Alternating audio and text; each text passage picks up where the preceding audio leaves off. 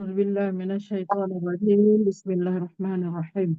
الحمد لله رب العالمين، والصلاة والسلام على أشرف الأنبياء والمرسلين وعلى آله وصحبه أجمعين. اللهم افتح علينا حكمتك وانشر علينا من خزائن رحمتك يا أرحم الراحمين. رب اشرح لنا صدورنا ويسر لنا أمورنا واحلل عقدة من ألسنتنا. اللهم نور قلوبنا بنور هدايتك كما نورت الأرض بنور شمسك أبدا أبدا برحمتك يا أرحم الراحمين. وصلى الله على سيدنا محمد وعلى آله وصحبه أجمعين. الحمد لله رب العالمين. Alhamdulillah, syukur kepada Allah SWT yang telah memberi lagi kesempatan kepada kita untuk meneruskan usaha kecil kita ini, dan insyaAllah kita akan terus program ini, rancangan ini insyaAllah dari semasa ke semasa, dan kita teruskan saja rancangan kita ini, iaitu hari ini Ustazah Cik Jaya nak bentangkan tentang anak angkat lah. Anak angkat, apa-apa pandangan Islam dalam segi anak angkat ni, dan kita persilakanlah Ustazah. Okey.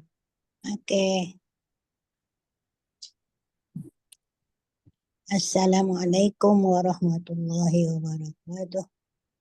Alhamdulillahirabbil alamin.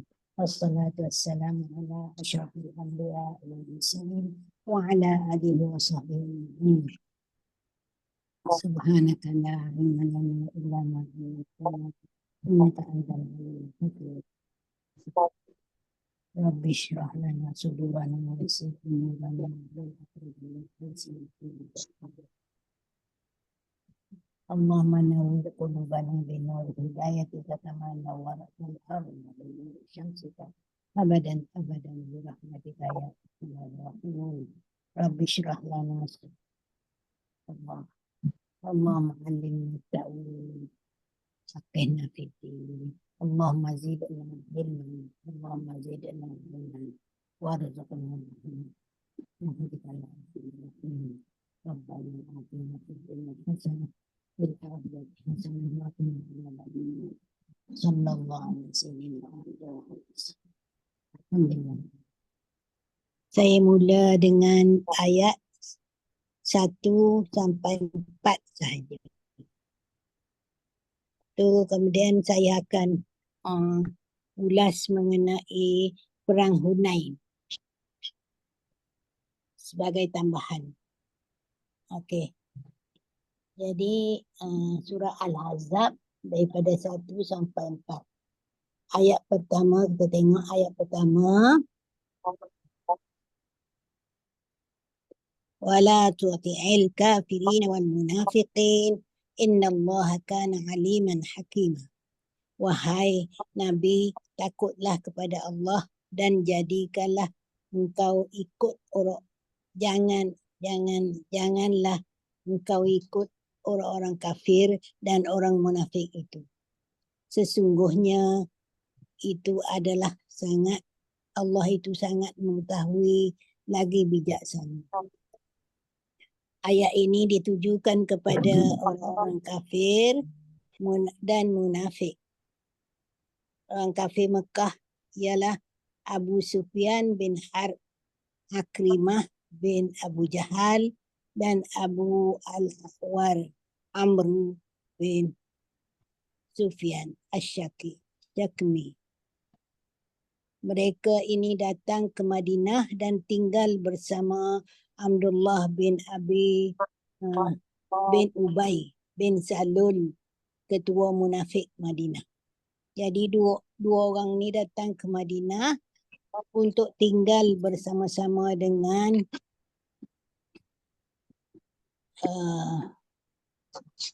Abdullah bin Ubay bin Salul, ketua munafik di Madinah itu. Peristiwa ini berlaku selepas peperangan Uhud. Kedatangan mereka atas dasar kebenaran Nabi memberi peluang kepada mereka untuk berdialog dengan Nabi. Yang datang berjumpa dengan Nabi adalah Abdullah bin Sa'ad bin Abu Sarah dan Tu'mah bin Ubairuk. Kedua ni adalah munafik Madinah. Mereka berdua berbicara dengan Nabi, sedangkan Saidina Umar ada bersama-sama Rasul pada masa itu. Dia kata apa? Dia, wahai Muhammad, janganlah engkau menyebut lagi tentang Tuhan kami, iaitu Allah wal Uzza wa Manat salisatal ukhra. Sebaliknya engkau kata, wahai Muhammad, ketika Tuhan kami itu dapat memberi pertolongan kepada penyembah. Jika ini engkau katakan, wahai Muhammad, maka kami akan membiarkan engkau bersama Tuhanmu bebas menyeru agama Islam. Jadi dia nak suruh kata Tuhan dia tu memberikan pertolongan pada penyembahnya. Kata-kata ini amat berat Nabi untuk menerimanya. Maka Saidina Umar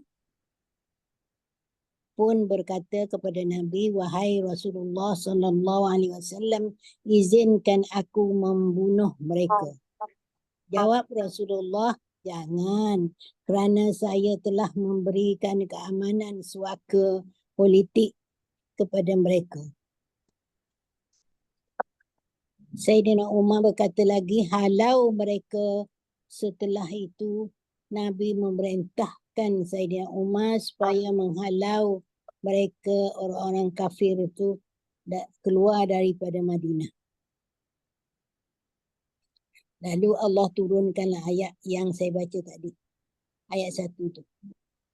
Dia mengikut Ibn Abbas, sesungguhnya penduduk Mekah iaitu Al-Walid bin Mughirah dan Syaibah bin Rabi'ah telah mengesyorkan kepada Nabi supaya tarik balik seruan agamanya. Mereka ini bersedia menyerahkan harta yang banyak kepada Nabi. Baginda ditakutkan oleh orang-orang munafik dengan ancaman nak bunuh Nabi dan juga puak-puak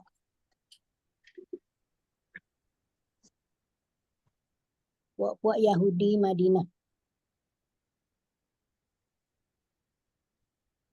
Jadi ayat ayuhan nabi ittaqillah wa la tuti'il kafirin wal munafiqin itu adalah ayat yang pertama dalam surah Al-Ahzab.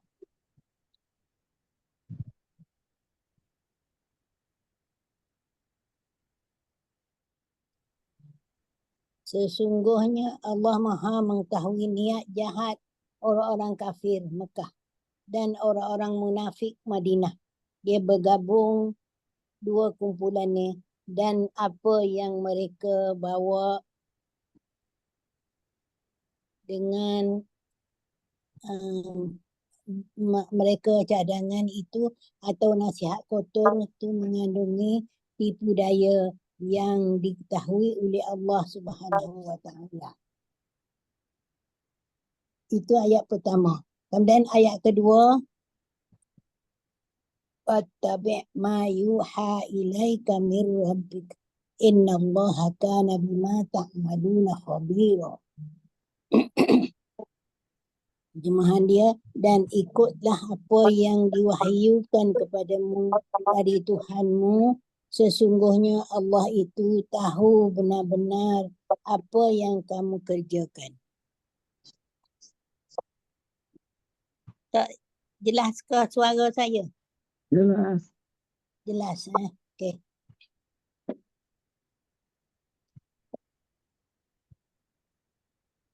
Kerjalah apa yang diperintahkan kepadamu berdasarkan wahyu.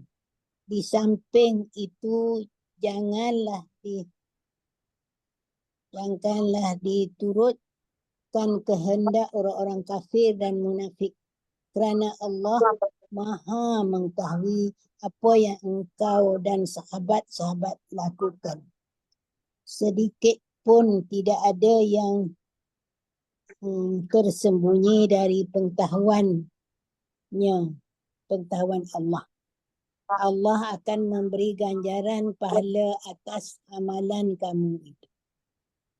Itu ayat kedua. Kemudian ayat ketiga, wa tawakkal 'ala Allah wa kafa billahi wakila. Berserahlah kepada Allah dan memadailah kepada Allah sahaja tempat berserah. Wa kafa billahi wakila. Uraian ayat, hendaklah engkau berserah urusanmu dengan cukup percaya kepada kekuasaan Allah. Cukuplah Allah menjadi memelihara kamu kepadamu. Dia Allah yang menjamin rezeki yang akan dikurniakan kepadamu. Memadailah kepada Allah sahaja tempat bergantung. Kalau dia menghendaki adanya kebaikan kepada seorang itu, tiada sesiapa yang boleh menghalangnya. Begitulah sebaliknya. Ayat keempat. Ayat keempat. Ma ja'alallahu li rajulin min qalbaini fi jawfi. Itu cerita pertama dalam ayat 4. Allah tidak menjadikan seorang itu mempunyai dua hati di dalam dadanya. Sebab turun ayat ni ialah kerana ada seorang penduduk Mekah yang mengatakan bahawa Abu Ma'mur Jamil ni Al-Fahri ni ada mempunyai dua hati. Kerana dia adalah seorang yang kuat ingatan mengenai apa sahaja yang didengarinya. Menurut riwayat, dia sendiri mengatakan sesungguhnya saya mempunyai dua hati. Dengan salah satunya saya lebih mampu memahami daripada Muhammad itu. Maksudnya dia lebih cerdik daripada Nabi kita. Jadi itu yang dia kata dia ada mempunyai dua hati. Sememangnya orang Arab menganggap bahawa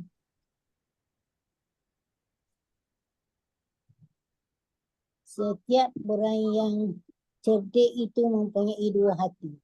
Allah mendustakannya melalui ayat ini. Dalam pada itu diceritakanlah tatkala orang musyrik Mekah kalah dalam peperangan Badar, Abu Ma'mur turut berperang di pihak kafir. Abu Sufyan telah bertemu dengannya dalam keadaan kebingungan. Kerana sebelah kasutnya dipegang di tangan dan yang sebelah lagi tersarung di kaki. Abu Sufyan bertanya kepada Abu Ma'mur, wahai Abu Ma'mur, bagaimana keadaan orang-orang kita dalam perang Badar? Dijawabnya, mereka tewas. Kemudian ditanya lagi, apa hal engkau? Aku lihat sebelah kasutmu pakai, yang sebelah lagi kamu pegang di tangan. Maka jawab Abu Ma'mur, saya tak perasan. Saya sangka kedua-duanya di kaki saya. Dengan jawapan itu, maka tahulah bahawa beliau tidak mempunyai dua hati. Sekiranya dia mempunyai dua hati, Allah tidak menjadikan seorang itu mempunyai kerana setiap orang di dunia ni hanya mempunyai satu hati. Satu hati sahaja. Dan seterusnya ayat tu wa ma ja'ala azwajikum allai tuzahiruna minhum ummahatukum.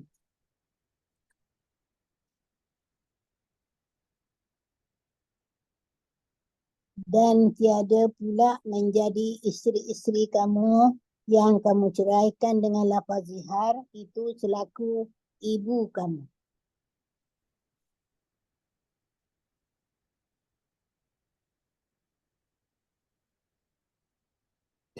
Allah mengingatkan kepada para suami yang pernah mengucapkan perkataan zihar kepada isterinya, umpamanya kata dia mengucapkan engkau bagiku seperti belakang ibu.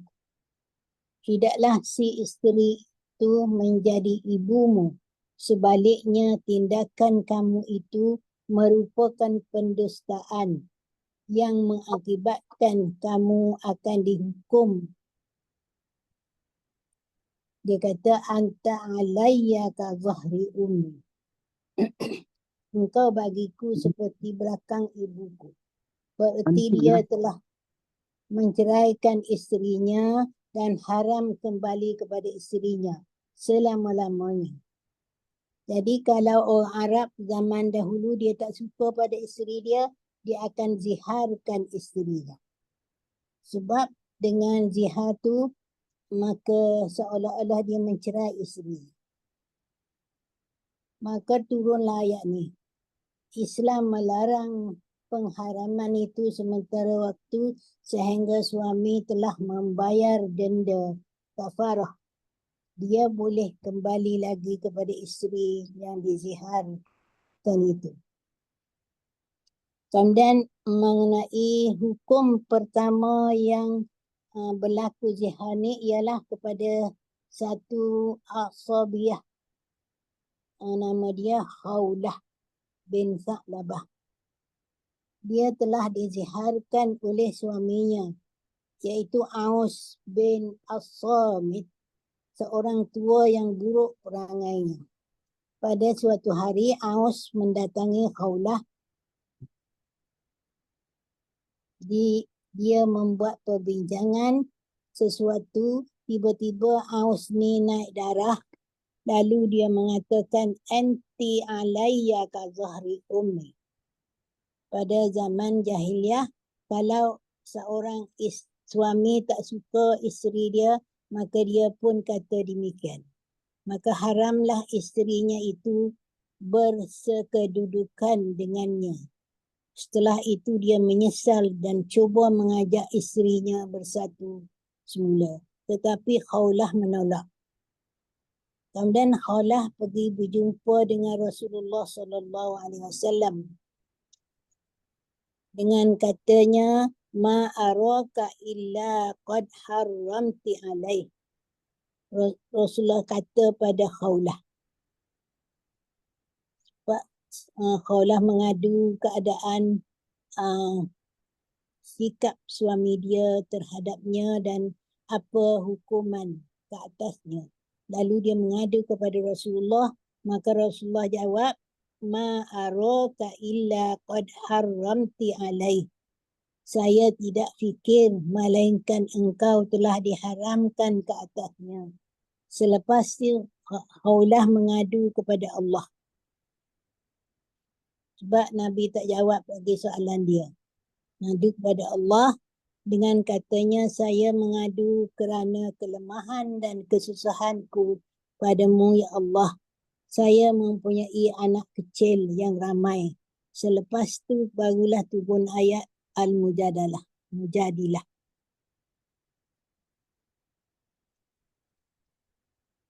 Kafarah denda kepada suaminya sebelum melakukan persetubuhan dengan isterinya yang dizihar itu ada 3. Pertama, dia mesti memerdekakan seorang hamba dan tak disyaratkan mukminah, seorang hamba sahaja. Jika tidak mampu, maka pindah kepada yang kedua, berpuasa selama 2 bulan berturut-turut. Jika tak tak kuasa lagi, dia kena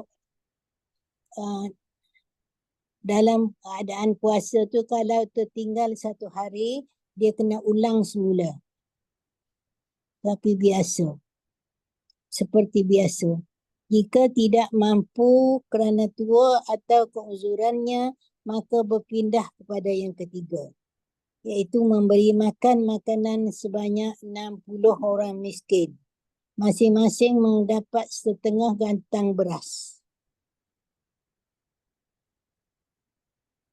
Dan di samping tu dia kena menarik balik kata-katanya.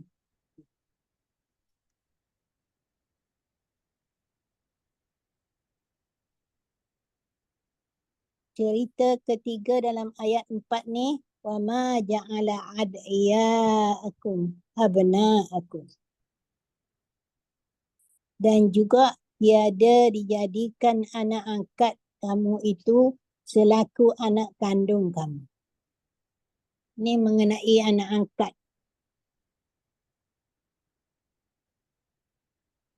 Allah mengingatkan kepada orang-orang yang mengambil anak angkat, jangan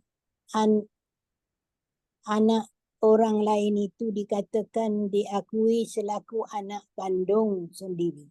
Umpamanya anak angkat itu dibin atau dibinti kepada bapa angkatnya. Perbuatan demikian dilarang dalam Islam. Perkara ini berlaku zaman jahiliah. Jika seorang lelaki mengambil anak angkat dan dijadikan seperti anak kandung sendiri, telah terbatal yang boleh mewarisi harta pusaka bapa angkat. Selepas kematian bapa angkat, berlaku hal ini. Dan hal ini, kes ini berlaku juga pada Rasulullah sallallahu alaihi wasallam selepas baginda memerdekakan Zaid bin Harisah yang dihadiahkan oleh Khadijah, seorang hamba kepadanya. Lalu dia merdekakan, nama dia Zaid bin Harisah bin Syarhabil Al-Qalb. Syarhabil Al-Qalb. Lalu diambil menjadi anak angkat Rasulullah. Sebelum turun ayat tu, Rasulullah membinkan kepada binnya. Jadi Haris Zaid bin Muhammad. Sehubungan dengan peristiwa itu,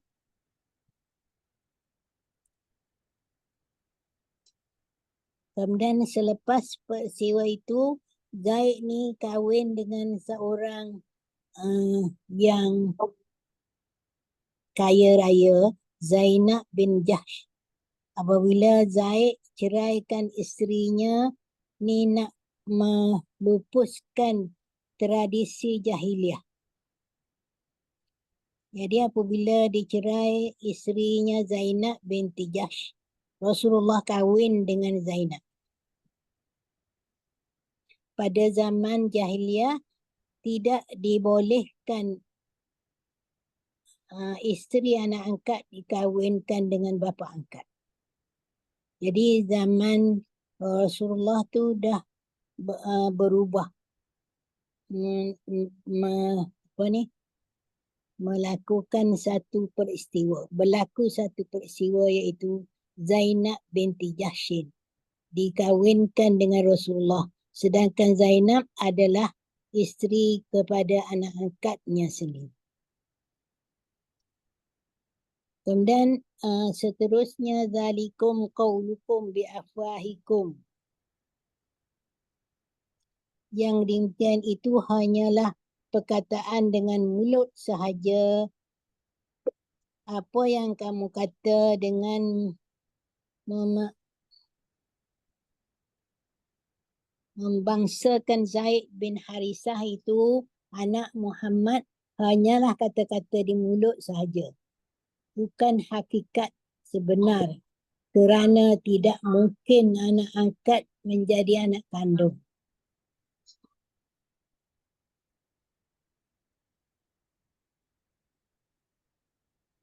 Jadi tidak mungkin anak angkat menjadi anak kandung.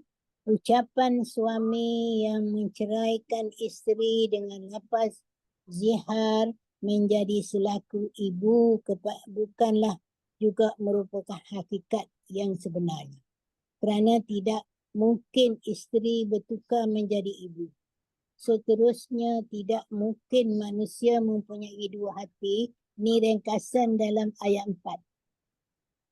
Yang satu digunakan untuk mentaati Allah dan yang satu lagi untuk melakukan maksiat. Atau satu untuk mentaati kepada Allah dan satu lagi untuk mentaati selain daripada Allah. Manusia hanya mempunyai satu hati sahaja. Allah tidak menghendaki untuk menjadikan anak angkat bagi seseorang itu sebagai anak kandung. Kerana anak kandung dari titisan keturunan yang asal. Sedangkan anak angkat hanyalah sebagai penampal kekosongan hanya pada nama sahaja. Kemudian ayat seterusnya Allahu yaqulul haqq wa huwa yahdis sabil. Sedangkan Allah berkata yang mana dan dengan Allah menunjukkan jalan yang sebenar. Allah adalah benar. Kata-kata tetap benar. Dengan kata-katanya juga dia menetapkan keturunan nasab seseorang kepada orang yang telah menurunkan dengan sebenarnya. Itulah 1 sehingga 4 ayat. Ada beberapa peristiwa berlaku. Kemudian saya sambung perang Hunain. Perang Hunain ini sebenarnya berlaku selepas Fathu Mekah. Ayat berapa? Ayat berapa? Tak, ni saya ambil je daripada peristiwa. Dia dah habis dah tadi 1 sampai 4. Ini saya tambahan perang Hunain ni. Saya nak cerita sikit perang Hunain.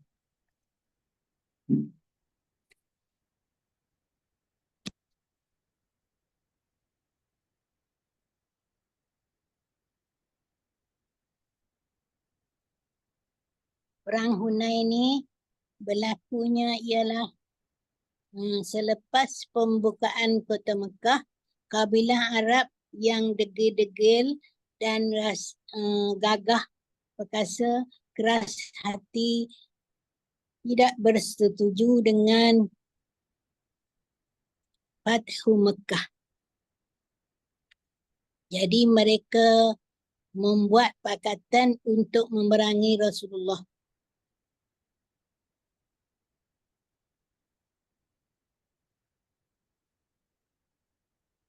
Iaitu sebilangan kecil kabilah yang ganas dan keras kepala. Kabilah Hawazin dan kabilah Thaqif. Kedua-duanya disokong oleh Nasr dan Sa'ad bin Bakar dan sekutu mereka. Kumpulan ini mengumpul manusia daripada Hilal, semuanya berasal dari keturunan Qais bin Ilan. Mereka ini berperangan bahawa diri mereka gagah dan kuat serta berupaya meraih kemenangan.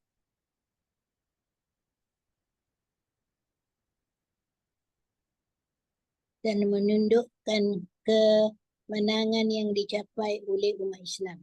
Lantaran itu mereka bergabung dengan Malik bin Auf An-Nasr. Jadi panglima tertinggi mereka ialah Malik bin Auf. Membawa bala tentera, harta benda, kanak-kanak, wanita bergerak sampai kepada Auf, sebuah lembah dalam kawasan Bani Hawazin, berdekatan dengan Hunain. Tapi bukanlah lembah Hunain, tapi lembah Auf, berhadapan dengan Hijaz. Jarak daripada Mekah arah Arafah 20 batu. Setelah sampai di Auf, Malik berkumpul di situ. Ada seorang lelaki yang tidak berupaya berperang tapi memberikan pendapat kepada Malik. Namun Malik tetap dengan pendirian dia, terus usahanya. Kemudian Rasulullah Malik ni hantar laporan untuk merisik musuh di pihak Islam. Berapa orang perisik telah dihantar oleh Malik untuk menyiasat keadaan tentera Islam. Tentera Islam datang menemui Malik dalam keadaan kelam kabut dan berpecah. Lalu Malik bertanya, Jahannam kamu, apa yang berlaku kepadamu? Mereka menjawab, kami melihat beberapa orang lelaki memakai pakaian putih menunggang kuda yang gagah perkasa sehingga kami tidak berdaya untuk bertahan. Lalu jadilah kamu seperti yang kami lihat. Kemudian Rasulullah juga menghantar perisik.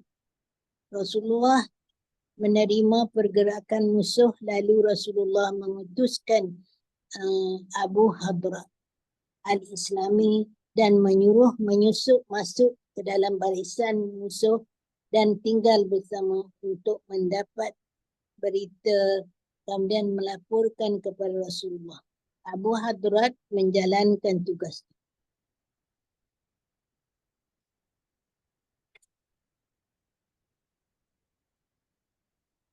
Jadi perang Hunain ini berlaku pada hari Sabtu 8 Syawal. Rasulullah meninggal kota Mekah pada 19 hari bulan. Hari itu hari ke-19 baginda masuk ke kota Mekah.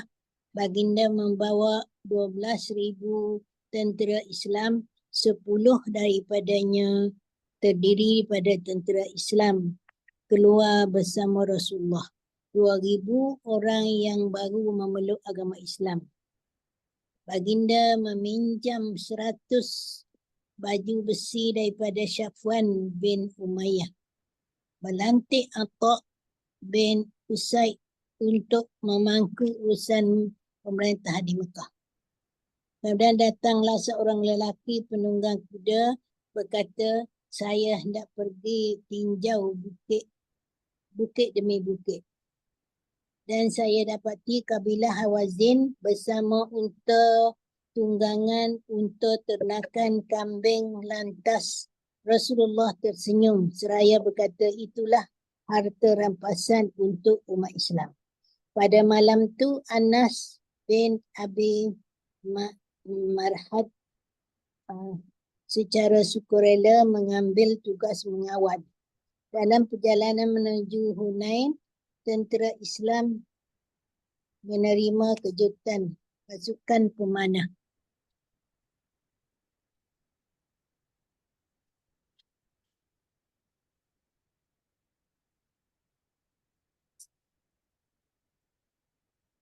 Sebenarnya Malik tu panglima tentera dia sampai di Hunain waktu malam, iaitu malam Selasa 10 Syawal. Sebelum itu Malik dah sampai dulu di lembah. Lalu dia mengatur tenteranya terlebih dahulu di lembah Hunain, memasuki bala tentera dan di lembah-lembah itu pada waktu malam. Dan dia memecah-mecah tenteranya bersembunyi di lorong-lorong sempit.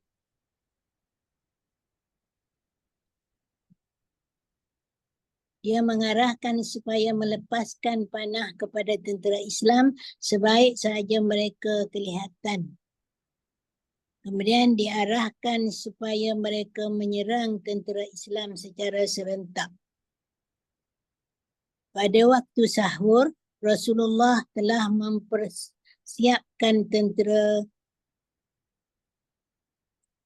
disediakan panji-panji bahagian kepada manusia pada saat kegelapan subuh tentera Islam mara ke lembah Hunain. Mereka mula hendak turun daripada lembah itu tanpa pengetahuan mereka tentera Islam itu dihujani oleh panah-panah. Ketika berlaku begitu, tentera Islam kembali semula ke belakang.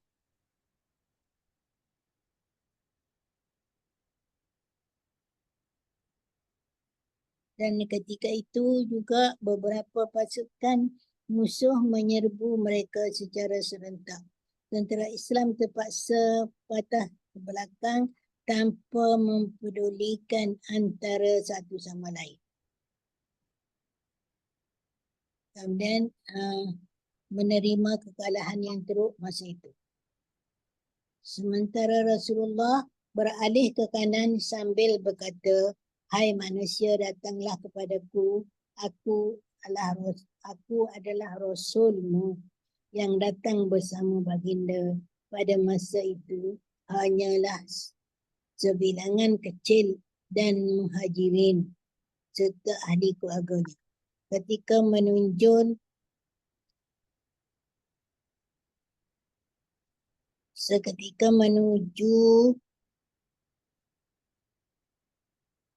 maka ketika itu juga Nabi menunjukkan keberaniannya yang luar biasa. Lalu dia menaiki kaldai menuju arah kafir Quraisy. Akan tetapi Abu Sufyan bin Harb dan segera menarik kaldainya. Baginda Al-Abbas memaut pelana supaya kaldai itu tidak bergerak.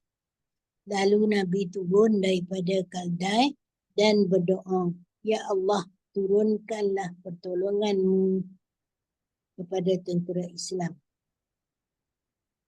Maka kembalilah bercantum semula tentera-tentera Islam di bawah kuasaan Rasulullah. Rasulullah telah menyuruh Al-Abbas yang kuat suara memanggil para sahabat-sahabat supaya berkumpul di satu tempat. Kemudian berkumpullah pertama orang-orang Ansar dan balik dia terkumpul, lalu mereka mara ke arah musuh dan jeritan lagi kepada kaum Ansar. Lalu berteriak Al-Abbas khususnya kepada Bani Haris bin Khazraj. Lalu pasukan Islam mula bergabung, kedua-dua pihak bertempur dengan hebat. Sekarang pertempuran berlaku. Kemudian Rasulullah mengambil segenggam tanah lalu dilemparkan kepada muka musuh sambil berkata, "Celakalah muka ini. Allah jadikan matanya terkena lontaran tanah itu dan lontaran itu menjadi tumpul ketajaman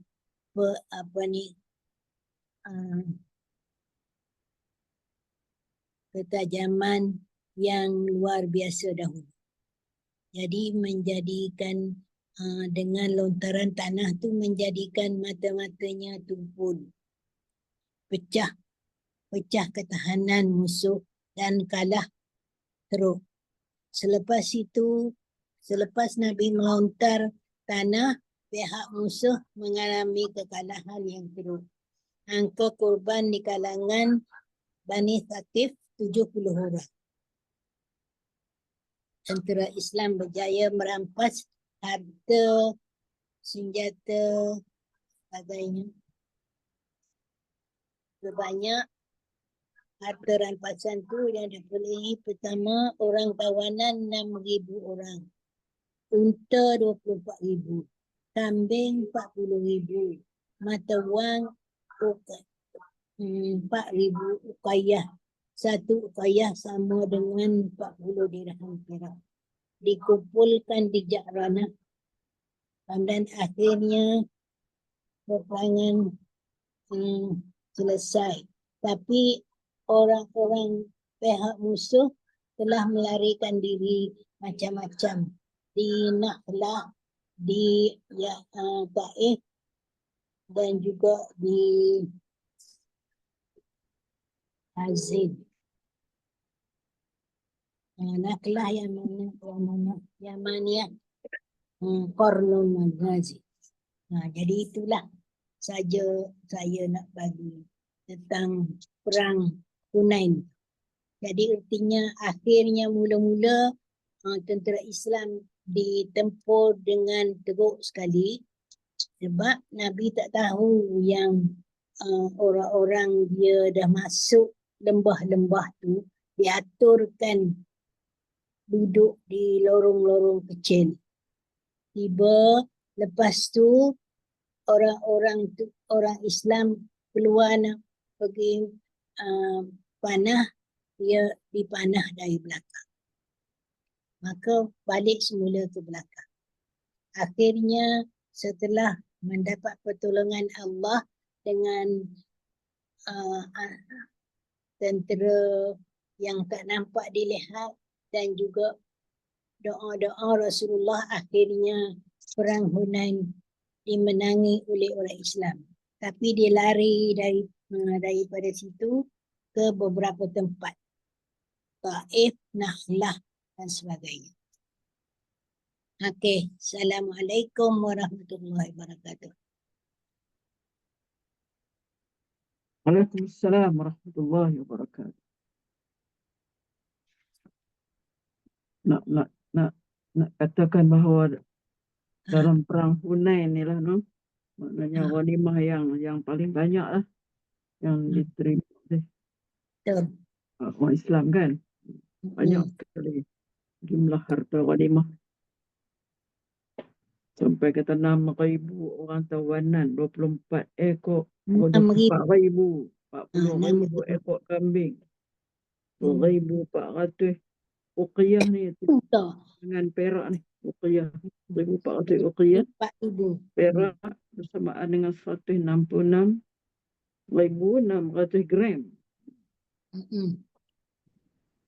Itu harta yang dikumpulkan. Harta ni di mana? Di Ja'ranah. Ja'ranah kan. Tapi semasa pembahagian harta tu orang-orang Ansar rasa tak puas hati. Tapi apabila Nabi beritahu dengan bahawa orang Ansar ni kamu ada Nabi bersama kamu, walaupun kamu kosong balik, tak ada harta rampasan. Sebab Nabi tujukan harta rampasan tu pada orang-orang yang baru memeluk Islam di Mekah. Terutama Abu Sufyan bin Harb.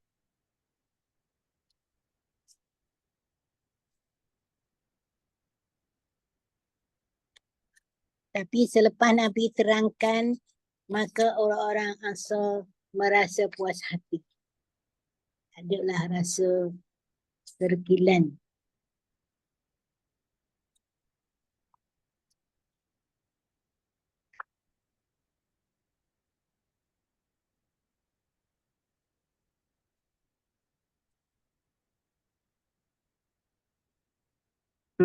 Adakah perang Hunain ini perang terakhir Rasulullah? Perang Hunain. Sebab dia berlaku 8 Hijrah. dekat-dekat dia nak meninggal kan. Dia meninggal 10 Hijrah. Tak ingat Tabuk bila?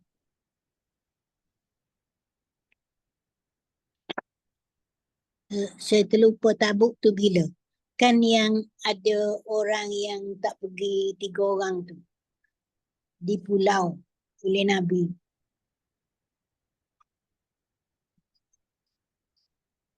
Tabuk sebelum Hunain ya. Hunain. Sebab Tabuk. Hunain ni 8. Tabuk 9 Hijrah. Oh, betul juga. Terlepas. Mana perang terakhir Rasulullah, perang Tabuk lah. Tabuk lah. Sebelum wafat. Bulan Rejab.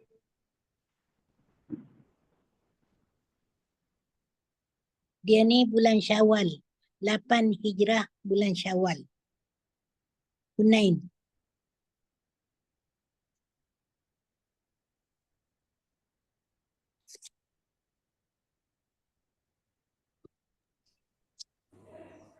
Dia 19 hari saja selepas Fathu Makkah.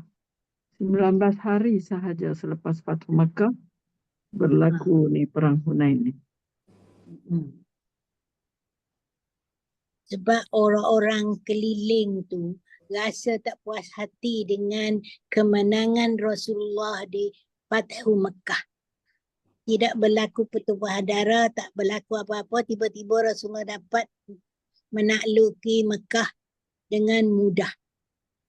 Jadi orang yang keras kepala, yang keras hati ni, gagah perkasa dia rasa, maka dia nak berperang dengan Nabi.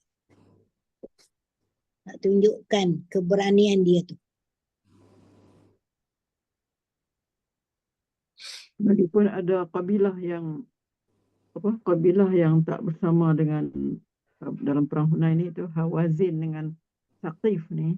Sebab mereka ni merasakan mereka ni kabilah yang lebih mulia dan kabilah yang mampu membina nama dengan menumbangkan Islam setelah musyrikin Quraisy gagal melakukannya. Jadi maknanya kalau musyrikin Quraisy itu gagal melakukan inilah kita kata pembangunan di Mekah tu, maka mereka rasa ini puak kafilah Hawazin ni dengan Saqif ni, dia rasa dia adalah kabilah yang lebih mulia, yang mampu membina nama dengan menumbangkan Islam. Musyrikin tak boleh nak menumbangkan Islam, jadi mereka rasa mereka lah yang paling mulia dan mampu membina nama dengan menumbangkan Islam. Maka mereka pun berpakatlah mengumpulkan kekuatan untuk menyerang Rasulullah. Yang bersama mereka ialah siapa? Yang bersama dengan mereka ini ialah Hawazin, Puak Saqif, Puak Nasr dan Jusham. Nasr dan Jusham. Puak Hawazin, Saqif tu dah memang. Yang dia ajak lagi ialah kumpulan daripada kumpulan Nasr dan Jusham. Tentera bersekutu lah. Jadi tentera bersekutu dia lah. Lagi tentera bersekutu dia Bani Sa'ad bin Bakr. Dan sebahagian kecil daripada Bani Hilal dan Amr bin Amir. Bilangan tentera dia 20,000. Berbanding dengan tentera Islam, bilangan dia 12,000. Bilangan tentera 12,000. Iaitulah tentera Madinah 10,000, masuk tentera Mekah 2,000. Yang terkorban daripada musuh ialah 70 orang. Banyak. Dan yang terkorban di pihak tentera Muslim ni ialah hanya 4 orang sahaja.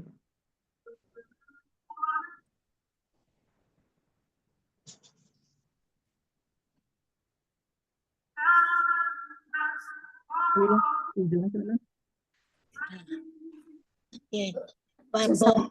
Macam mana?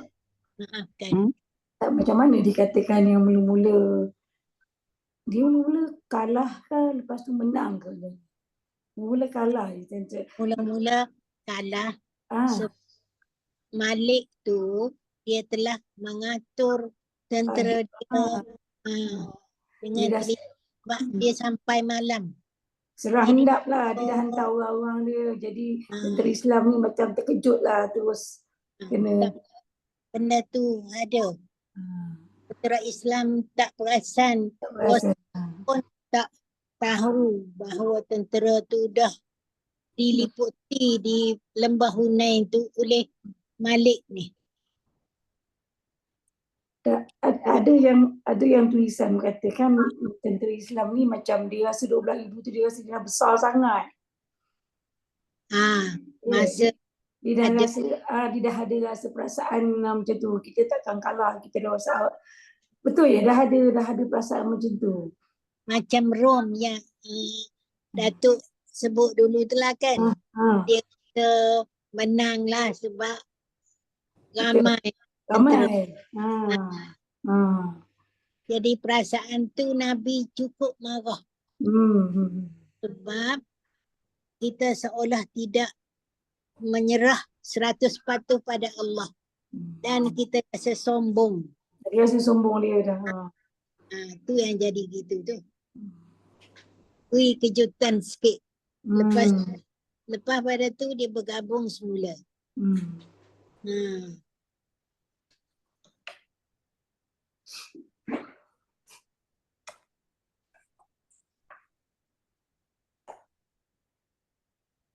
Tapi ada yang diceritakan, kita dengar ada kuliah lah, pembagian harta tu macam orang Ansar kecil hati kan.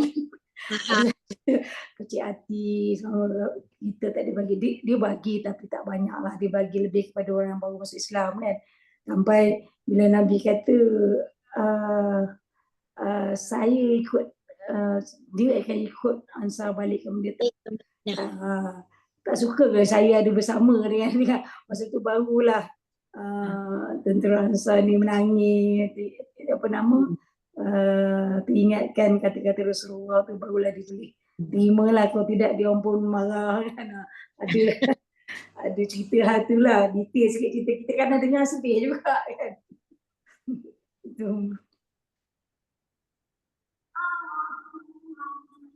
Sebab seolah Rasulullah berat sebelah kan. Tapi sebenarnya Rasulullah nak mengambil hati orang yang baru Islam tu. Masuk Islam. Supaya dia rasa bahawa kita menghargainya.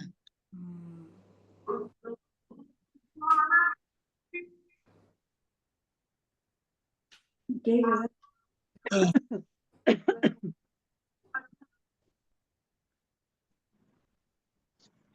Ayat peristiwa dia kan adalah dalam surah Taubah lah, ayat 26 kan. Laqad nasarakumullahu fi mawatin katsirah wa yawma Hunainin idh a'jabatkum kasratukum falam tughni 'ankum syai'a wa daqat 'alaykumul ardu bima rahabat thumma wallaytum mudbirin thumma anzalallahu sakinatahu 'ala rasulihi wa 'alal mu'minin wa anzala junudan lam tarawha wa 'adzaba alladhina kafaru wa dzalika jazaa'ul kafirin, yang bermaksud sesungguhnya Allah telah menolong kamu mencapai kemenangan dalam banyak medan perang. Di medan perang Hunain disebut semasa kamu berasa megah dengan sebab bilangan kamu yang ramai, maka itu tidak mendatangkan faedah sedikit pun kepada kamu. Dan semasa kamu berasa bumi yang luas ini menjadi sempit kepada kamu, kemudian kamu berpaling undur melarikan diri. Kemudian Allah menurunkan ketenangan. Kalau tadi itu pula yang kalah tu mana dia undur melarikan diri. Kemudian telah menurunkan ketenangan kepada Rasulnya dan kepada mereka yang beriman. Allah menurunkan tentera yang kamu tidak melihatnya. Dia pertolongan Allah dah datang lah ni, yang menyebabkan mendapat kemenangan ni. Wa anzala tadi. Wa anzala junudan lam tarawha. Allah menurunkan apa ni tentera yang kamu tidak melihatnya. Yang tidak melihatnya serta dia menyeksa golongan kafir. Allah seksa golongan kafir dengan kekalahan yang membawa kehancurannya. Yang demikian itu ialah balasan bagi orang-orang yang kufur. Ayat peristiwa dia.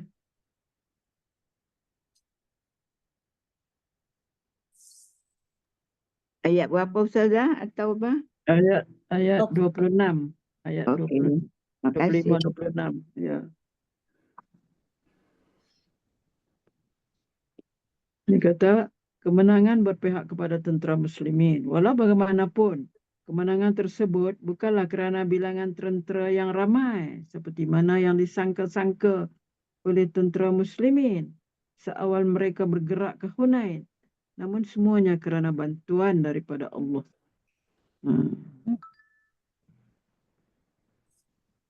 Jadi pengajaran daripada peperangan Hunain ini telah Allah abadikan di dalam surat At-Taubah ayat 25-26.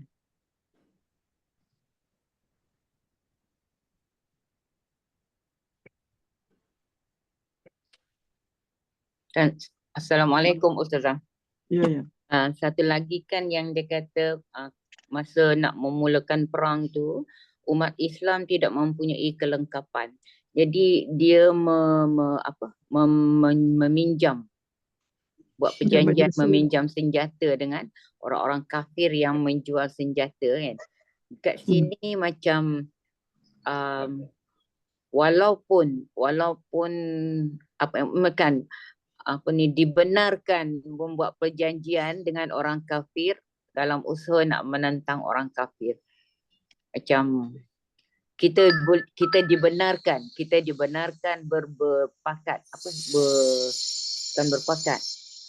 bersepakatlah dengan orang-orang kafir untuk tujuan Joint venture. joint venture. Tapi untuk menentang orang kafir kan, jadi seolah macam mula-mula tu kan bila saya tengok kali lalu kan, boleh percaya ke ni? Macam ragu-ragu juga kan, tetapi macam orang kafir itu seolah-olah percaya dengan Rasulullah sehingga beri bantuan.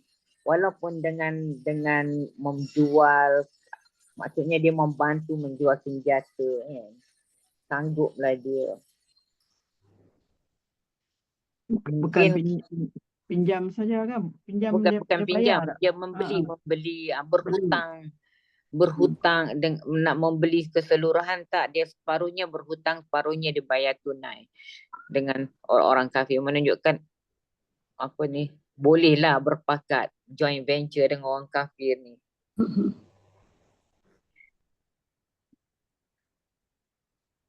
Macam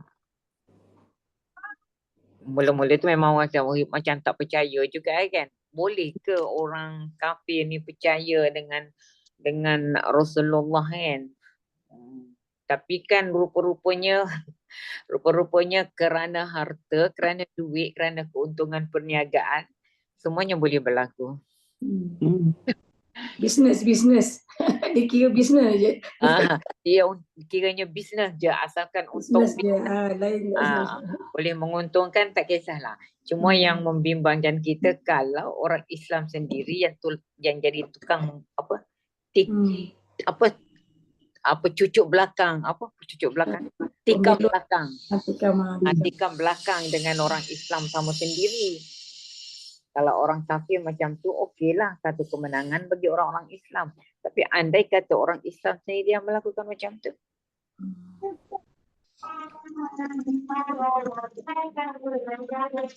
Apa tu? Apa tu nak jadi tu, Datuk? Betul lah.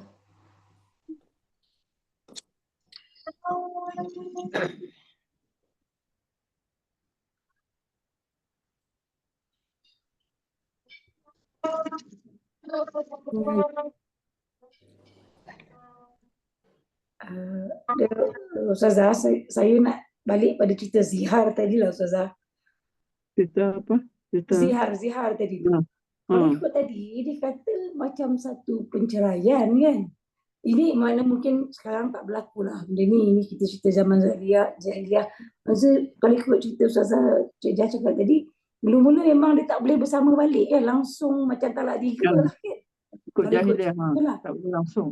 Langsung. Lepas tu datang ayat ni turun, maknanya dia adalah kifarah, dia kena 3 perkara tadi kan, merdekakan hamba, puasa dan sebagainya kan. Tapi kalau maknanya dia macam-macam, kalau betul macam penceraian, dia tak adalah ikut macam rujuk balik ke, dia tak adalah ikut sistem macam tu Ustazah, ni lain lah ya. Claro. Dia asal dia Dia tak kata rujuk lah, tapi dia kata perbuatan tu menyebabkan dia tak boleh balik pada isteri dia, melainkan setelah dia dapat melakukan salah satu daripada yang tadi tu. Bukan buat semua, salah satu. salah satu. Salah satu. Boleh pilih lah. Pertama, kedua berat tu. Yalah. Pertama dah susah nak cari, tak ada dah. Mungkin ketiga tu boleh lah. 60 orang Makan orang miskin kan. Kan kalau perceraian biasa tu, kalau dia rujuk balik, bukan dia bersama balik, dah kira rujuk. Ini dia tak pakai yang tu. Dia tak pakai. Dia anggap macam satu kesalahan besar lah. Kesalahan besar juga lah. Patutnya kita kaji betul-betul lah. Benda ni macam zihar kan, kita kena baca lah. Bab tu kena baca dan kita faham bersama. Bab apa lagi? Bab li'an, ila lagi kan. Laki-laki yang menuduh isteri dia zina apa semua tu kan. Ila kan tu. Kalau kita kena baca betul-betul tu. Baru boleh faham. Saya pun tak halusi lah. Sebab duk kandung benda lain. Duk baca benda lain tak dan. Memang ada hati nak baca, tapi kita kena baca juga lah supaya kita faham kan.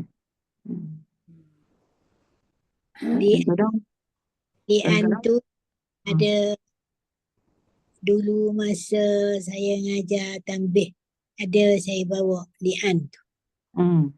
Ustazah boleh lah. Boleh lah. Sumpah. Dia kali sumpah. Kali sumpah ni dia menafikan kan. Menafikan dia bersumpah. Laknat kepada diri dia yang kelima tu. Yang kelima tu pada diri sendiri. Orang yang sumpah tu. Saya tak ingat dalam surah apa. Nanti saya tengok semula. Kita kena halusi lah. Kita bila-bila kita kena halusi lah benda tu. Kita baca daripada kita faham. Itulah bukan apa Ustazah zihar tu dia masuk cerita dalam Al-Quran kan. Jadi cerita dia dah disebut dalam Al-Quran. Maknanya takkan sekadar sebut macam tu dah jadi satu kesalahan besar. Mungkin agaknya dia kena niat macam tadi kata, niat dia memang tak suka isteri dia sebut secakap lafaz pun dia tak boleh, ataupun dia kena bayangkan ke bini dia macam mak dia ke kan, dia tak dapat tengok macam tu. Takkan setakat cakap macam tu pun dah tak boleh dah. Itu nak menunjukkan tingginya kedudukan ibu tu, tak boleh buat main-main kan. Ibu dia duk buat main-main, kerana menggunakan ibu tu sebagai mana suatu benda yang besar lah. Kita hormati. Dalam Ustazah, saya menjelaskan sikit ya. Dalam surah Al-Mujadilah ayat 2 kalau tak silap ada cerita hal zihar dia juga lah. Mereka maksudnya dan mereka yang menziharkan isteri-isteri mereka dari kalangan kamu bahawa mereka itu para isteri serupakan sebagai ibu-ibu mereka dari sudut keharaman. Sesungguhnya ibu-ibu mereka itu tidaklah melainkan yang mengandungkan mereka. Sesungguhnya mereka mengatakan sesuatu yang mungkar dan juga dusta. Banyak yang dalam Mufti ada explain mengenai zihar lah. Kalau tengok dalam Al-Kahfi itu dia ada. Dalam Irsyad Hukum Siri 1215 hukum hakam berkaitan zihar. Di sana jelas lah. Sebab dia panjang kan. Hukum hakam berkaitan zihar siri ke-215 Irsyad hukumnya. Ini Al-Kahfi. Biasanya mufti mantan Menteri Agama. Dia akan cerita hal benda ni lah. Izhar ni pada izhar ni pada mak mentua ke ataupun mak dia? Kalau ikut ini yang dia tak boleh kahwin lah maksudnya. Yalah, mak mentua pun tak boleh kahwin. Mak pun tak boleh. Mak pun nanti saya tengok kena sini. alusi. Saya tak berani jawab. Kena alusi. Saya tak berani jawab sebab saya tak alusi benda. Itulah Ustazah tu saya kata kita boleh kongsi dekat yang apa yang mufti ini. Ada orang tanya kat dia. Menteri Agama kita Boleh lah. Sekretari Al-Bakri tu. Dia ada dalam, kalau tengok Irsyad hukum siri ke-215 hukum hakam berkaitan zihar. Di situ jelas lah. Dia di sini ada soalan. Assalamualaikum Tuan. Bolehkah Tuan jelaskan serba sedikit berkenaan isu zihar? Bagaimanakah ia berlaku? Dia cakap. Jadi mufti tu terang very detail orang kata. Dia kata, saya boleh baca sikit lah ya. Panjang Ustazah. Nanti masa pun okey. Dia kata alhamdulillah segala puji dan syukur kami panjatkan kepada Allah Subhanahu Wa Taala, selawat dan salam ke atas junjungan besar Nabi Muhammad. Dia kata mufti lah. Begitu banyak persoalan berkaitan isu zihar yang telah sampai ke pejabat kami di pejabat mufti wilayah persekutuan. Kami merasai kegusaran bagi sebagian penyoal yang mengadu bahawa mereka telah mengatakan kepada isteri mereka dengan ungkapan, hidung awak sama mancung dengan hidung ibu saya. Wajah awak seperti wajah ibu saya. Awak macam adik perempuan saya, dengan merujuk kepada ketinggian beberapa perkara yang seumpama dengannya. Justru kami mengambil tanggungjawab untuk memberikan penjelasan yang tepat dalam merungkapkan isu ini dengan lebih lanjut. Dan dari sini dia bagi tahu pengertian zihar dari segi bahasa. Zihar adalah kata terbitan masdar, dia kata, yang berasal dari kata kerja bahasa Arab zahara. Zahara dalam ungkapan zahara min imro'atihi, yang bermaksud menziharkan isterinya. Dalam aplikasi sebenar, zihar merujuk kepada perkataan seorang suami terhadap isterinya, anti kazahri ummi, yang bermaksud anti kazahri ummi, yang bermaksud engkau seperti belakang ibuku. Dari segi istilah, zihar ditakrifkan sebagai perkataan suami menyamakan isterinya yang belum tertalak secara bain dengan wanita yang mahram mu'abad selamanya. Dengan sini disuruh rujuk Mughni Al-Muhtaj Al-Khatib Al-Syarbini, halaman 448 ini kitab Saya pun tak ada kitab. Okey. Imam Ibn Katsir rahimahullah berkata, asal zihar adalah dari kalimah azah, bahagian belakang. Hal ini kerana golongan jahiliah apabila mereka saling menziharkan isteri mereka, dia akan berkata kepada isterinya, kamu ke atas diriku sama seperti bahagian belakang ibuku. Menurut syarak, zihar itu berlaku pada keseluruhan anggota badan dikiaskan kepada bahagian belakang. Dahulunya zihar dianggap sebagai talak pada zaman jahiliah. Kemudian Allah memberi rukhsah, iaitu keringanan kepada umat ini dengan menjadikan pada zihar itu adalah kafarah dan tidak menjadikan ianya sebagai talak sebagaimana yang berlaku pada zaman jahiliah. Sini dia kita rujuk tafsir Al-Quran Al-Ahzi Ibn Katsir 842.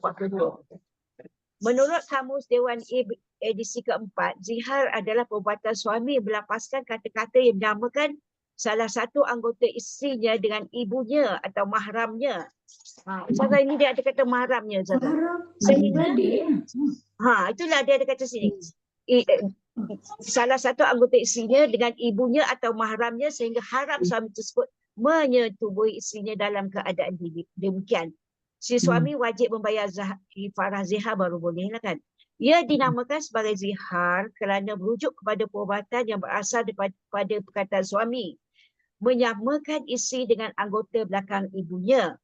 Aspek penyamaan yang buat itu menggambarkan seseolah-olah isterinya haram disetubuhi, seperti mana haramnya ia menyetubuhi ibu kandungnya sendiri atau mahramnya yang lain. Ini dah disebut ini. Hukum zihar secara asalnya dapat beberapa nas yang menceritakan berkenaan isu zihar. Di antaranya adalah firman Allah Subhanahu Wa Taala yang bermaksud, dan mereka yang menzihar, ini surah Mujadilah tadi, mereka yang menziharkan isteri-isteri mereka dari kalangan kamu, bahawasanya mereka itu para isteri diserupakan sebagai ibu-ibu mereka dari sudut keharaman. Sesungguhnya ibu-ibu mereka itu tidaklah melainkan yang mengandungkan mereka. Sesungguhnya mereka mengatakan sesuatu yang mungkar dan juga dusta. Sesungguhnya Allah itu Maha Pemaaf lagi Maha Pengampun. Merujuk kepada ayat di atas, zihar disifatkan sebagai ucapan yang mungkar lagi dusta.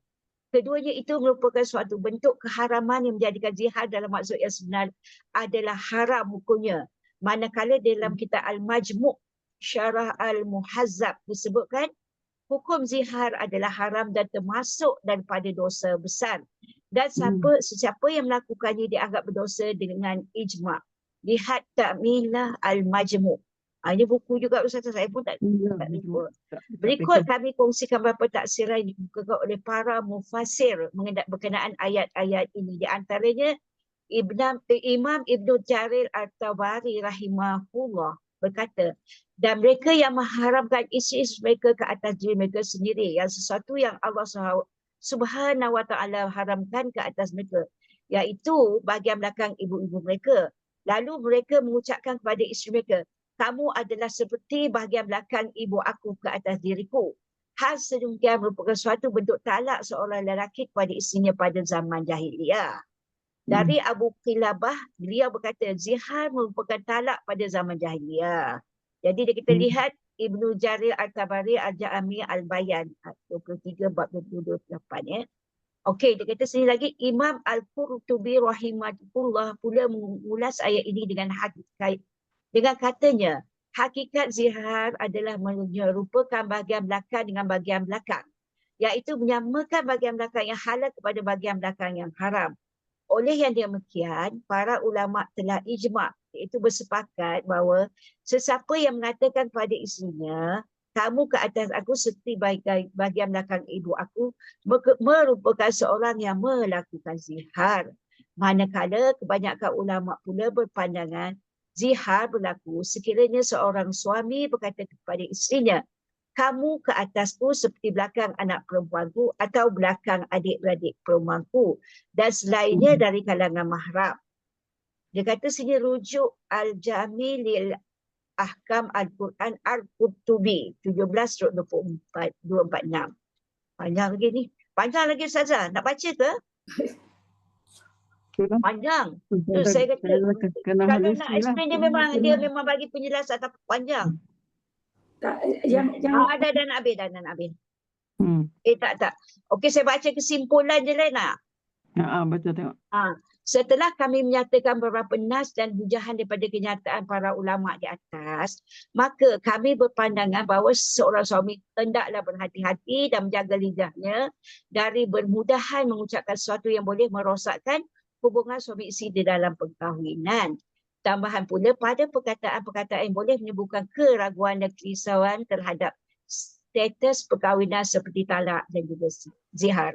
Sekiranya ungkapan seperti yang kami sebutkan itu tadi diucapkan dan memang benarlah seorang suami itu bermaksudkan zihar, maka hukumnya adalah haram. Dalam kes ini kami mencadangkan agar pasangan suami isteri merujuk pada pihak mahkamah syariah atau pihak berkuasa agama. Terhadap kenyataan itu, sekiranya sabit zihar maka talak tidak jatuh. Akan tetapi wajib kafarah zihar ke atas suami sebagaimana yang telah kami sebutkan. Namun talak tak jatuh. Tapi dia kata wajib bagi kafarah zihar. Namun dia kata secara perkataan suami kepada isteri, awak cantik macam ibu saya, awak pandai memasak seperti ibu saya, ketinggian awak macam adik perempuan saya, saiz badan awak macam kakak saya, dan ucapan yang seumpama dengan ini tidaklah membawa kepada maksud zihar yang sebenarnya. Itulah. Ini dia kata lah, mufti kata bukan saya nak. Jadi dia kata kerana seseorang yang mengungkapkan ucapan seperti ini tidaklah bertujuan untuk mengharamkan isterinya ke atas dirinya seperti dengan perkataan tersebut. Akhir kalam, semoga dengan perceraian ini dapat menghilangkan kerisauan dan kekeliruan dalam masyarakat Semoga Allah Subhanahu wa taala memberikan kefahaman yang jelas kepada kita dalam beragama. Amin. Habis. Itu kesimpulan. Banyak lagi dia panjang ni. Tak, yang saya tadi kan Ustazah, katalah lafaz tu bergurau kan. Bergurau pun tak boleh kan. Kalau ikut Gurau cerita, tak boleh dah kata, tak boleh. Dalam ni kata. dia Itu banyak dia cerita kata belakang. pernah Depan boleh depan. Bak depan. dapat penjelasan daripada pejabat agama. Sebab pejabat agama Dia akan suruh. tanya, cerai pun kalau dia kata aku tinggal kamu. Mana dia maksudkan cerai ke maksud tu? Kan dia tak sebut talak. Talak tu memang kalau sebut talak memang habislah. Habis. Ini dia tu tinggalkan tak tepilah kamu. Nyahlah kamu. Maksud dia dah cerai ke apa? Pejabat agama kena tanya dulu. Kalau dia kata dia maksud cerai, jatuhlah talak. Kalau tidak, tidaklah. Macam tu lah juga ni. Dia ada juga sebut lafaz kinayah sebenarnya. Dia kata sekiranya dia tidak memasukkan zihar, maka dia tidak dianggap sebagai pelaku zihar di sisi Imam Asy-Syafi'i dan juga Imam Abu Hanifah. Di atasnya lagi banyak. Dia kata lafaz zihar, kami berpendapat bahawa di antara cara terpenting untuk menghilangkan kerisauan dan keliruan terhadap isu zihar ini adalah dengan kita menekuni secara mendalam perkataan lafaz zihar. Secara asasnya lafaz zihar mempunyai dua bahagian, iaitu lafaz yang sarih, iaitu jelas, dan juga kinayah, kiasan. Lafaz yang sarih seperti kamu ke atasku seperti bahagian belakang ibuku.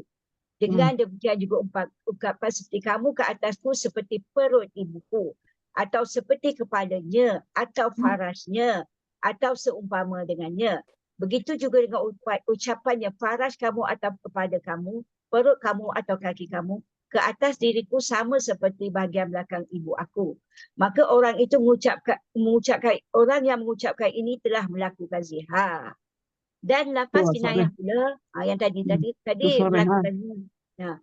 Lafaz kinayah pula ungkapan seorang suami pada isterinya, kamu ke atasku seperti ibuku atau seumpama ibuku. Maka dalam hal ini perlu diambil kira pada niat pengucapnya. Sekiranya dia bermaksud zihar, maka itu merupakan zihar. Sekiranya dia tidak memaksudkan zihar, maka dia tidak dianggap sebagai pelaku zihar di sisi Imam Asy-Syafi'i dan juga Abu Hanifah. Ada dua lah. Soreh dengan kinayah. Dengan kinayah. Kinayah Soreh dengan kinayah. Soreh dah, dia kata memang dah soreh lah dia melakukan zihar. Kinayah, dia kata kinayah tidak dianggap. Kena tanya dia maksud ni ke? Maksud zihar tak? Tapi Ustazah kalau ikut kat sini, dia kata kinayah ni, dia cakap macam ni je, kamu ke atasku seperti ibuku. Dia kata atau seumpama ibuku. Tapi kalau yang dia kata soreh ni, kamu ke atasku seperti perut ibuku ke, belakang ibuku ke, faras ibuku ke, kaki ibuku ke. Itu dia soreh. Yang ini dia kata sama macam ibuku, jadi dia tak spesifik. Kalau yang kinayah yang saya faham tu, saya baca kat sini macam tu. Sebab dia kata kalau lafaz soreh, dia kata kamu ke atasku seperti bahagian belakang ibuku, satu. Kamu ke atasku seperti perut ibuku, atau seperti kepadanya atau farasnya. Kalau yang soreh. Hak kinayah dia tak sebut anggota, dia sebut. Dia tak sebut. Dia sebut kamu ke atasku dia. seperti ibuku. Itu je lah yang dia cakap. Yang kata kalau kau keluar daripada pintu ni jatuh talak tu panggil apa? Itu ta'liq. Oh, ta'liq. Memang jatuh lah kalau keluar. Ta'liq. Pasal dia cakap kalau pergi jatuh talak, dia keluar kena. Ini isu zihar lah. Zihar dia boleh tebul, kalau talak kena ni kan. Talak pun kena, kalau talak 3 habis. Zihar ni dia ada syarat, dia ada 3 ke apa syarat mana tadi? Yalah, yang merdekakan hamba, bagi orang makan. Puasa. Itu pun kalau hak yang ta'liq tadi tu, kena pergi pejabat juga, kena pastikan. Ada saksi kena pasti, betul. Dia ada cakap juga sini betul. Itulah. Jelas sekali dia cakap, dia kata yang tadi kesimpulan tadi pun dia suruh. Susahnya. Kita ni Ustazah, kadang-kadang jenis-jenis yang tak perasan ni. Tak tak perasan. perasan cerita gurau cakap macam mak dia macam tu kan. Tapi taklah seserius cerai. Tetapi dia tak boleh bersama. Tu.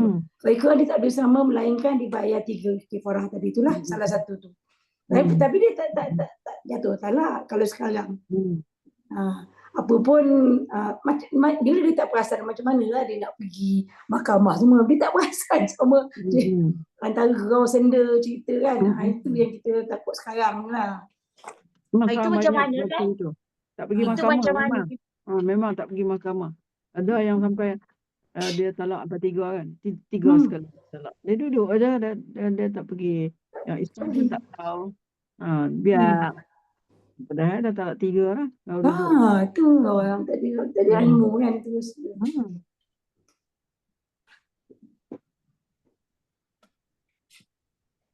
Banyak Jadi ada tu. selaru macam-macam tu keluarga. Sebab duduk dalam keadaan tak tahu, tak pasti macam mana sebenarnya. Okey. Dah. Cuba apa? Dah Dah 42 Ustazah. 40 lebih. 45 apa dah? Dekat pukul 5. Baca doa. Baca doa. Doa. Yalah. doa. Okey. A'udzubillahi minasyaitonirrajim. Bismillahirrahmanirrahim. Alhamdulillahirabbil alamin. Wassalatu wassalamu ala asyrafil anbiya'i wal mursalin wa ala alihi wa sahbihi ajma'in. Ya Allah, Allahumma ya Allah, Allahumma inna nastaudi'uka ya Allah ma 'allamtana fardudhu ilaina 'inda hajatina ilaih wa la tunsinahu ya rabbal alamin. Kita tak pernah baca Asmaul Husna ni. Al-Khafid. Al-Khafid, mana Al-Khafid? Sifat Allah, iaitulah Allah yang maha merendahkan dan zat yang maha meninggikan dengan maha merendah. Khafid itu merendahkan. Muta'ali lawan dia. Muta'ali itu meninggikan. Kita cuba baca. A'udzubillahi minasyaitonirrajim. Bismillahirrahmanirrahim. Ilahana ya Allah, ilahana ya Rahman, ilahana ya Rahim. Ilahana antal khafidu lil jabbarin, antal muta'alil mu'azzu lil muttaqin, wa rafi'u darajatil muhsinin. Nas'aluka an tumiddana biquwwatin nakhfad biha kulla jabbarin anid wa syaitanin marid, wa an tuwaffiqana lima tuhibbuhu wa tardah wa tardahu wa tarfa'u sya'nana wa tuyassiru umurana innaka ya rabbana bil ijabati jadir innaka ala kulli syai'in qadir. Wahai Tuhan kami, Engkaulah yang menimpakan kerendahan kepada mereka yang derhaka. Engkaulah yang menjatuhkan kehinaan kepada setiap yang membantah. Engkau yang maha tinggi, yang menganugerahkan kemuliaan kepada semua yang bertakwa, memberikan darjat mulia kepada semua yang melakukan kebajikan. Kami memohon kepadamu ya Allah, anugerahilah kami kekuatan agar mampu menjatuhkan mereka yang ingkar, yang angkuh, serta syaitan yang derhaka. Kami memohon sekiranya Engkau membimbing kami kepada apa yang Engkau sukai dan Engkau redai, sehingga Engkau meninggikan darjat kami, mempermudahkan urusan kami. Sesungguhnya Engkau, wahai Tuhan, sangat berkenan mengabulkan permohonan. Sesungguhnya Engkau maha berkuasa atas segala sesuatu. Wa sallallahu ala sayyidina Muhammad wa ala alihi wa sahbihi ajma'in. Walhamdulillahi rabbil alamin. Taqabbalallahu minkum minna wa minkum. Taqabbal ya karim.